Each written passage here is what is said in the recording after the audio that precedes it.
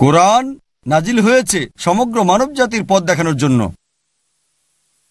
আর আমরা কোরআন পড়ি, এটা দুই ধরনের পড়া আছে। একটা হচ্ছে তাজাক্কুরে কোরআন এবং আরেকটা হচ্ছে তাদাব্বুরে কোরআন। তাজাক্কুরে কোরআন হচ্ছে কোরআন পড়া এবং ভাষাভাবে এর অর্থ বোঝা, যা আমরা সহজেই করতে পারি কোরআনের অনুবাদ পড়ে, পাশাপাশি আরবি পড়ে। আরেকটা তাদাব্বুরে কোরআন, মানে অর্থের উপর চিন্তা করা।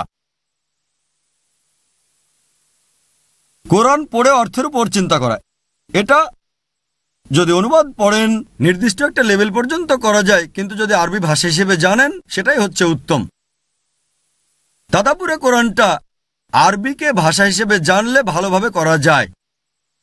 কেউ হয়তো বলতে পারে যে সে তাজাক্কুরে কোরআন করেছে, সে কোরআন পড়েছে, কিন্তু কেউ বলতে পারবে না যে শেষ করেছে তাদাব্বুরে কোরআন।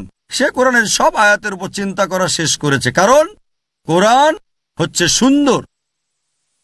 অন্য যে কোনো বইয়ের মতো না যে একবার পড়লেন তো শেষ। কোনো ভালো বই পড়েন দুইবার তিনবার ব্যাস হয়ে গেল। কোরআন এমনকি যদি 1000 বারও আপনি পড়েন, তারপরও আবার নতুন করে পড়েন, আরো তথ্য পাবেন।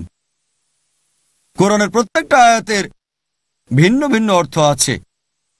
কোরআনের শব্দাবলী চমৎকার। এ কারণে কোনো মানুষ বলতে পারে না যে আমি কোরআনের আয়াতের উপর চিন্তা করা শেষ করেছি। আপনি তাজাক্কুরে কোরআন করতে পারেন, তাদাব্বুরে কোরআন পারবেন না। যতই পড়বেন, যতই চিন্তা করবেন, ততই বুঝতে পারবেন, ইনশাআল্লাহ ততই মেনে চলবেন। প্রত্যেক মুসলিমের বাড়িতে একটা কোরআন থাকা আবশ্যক।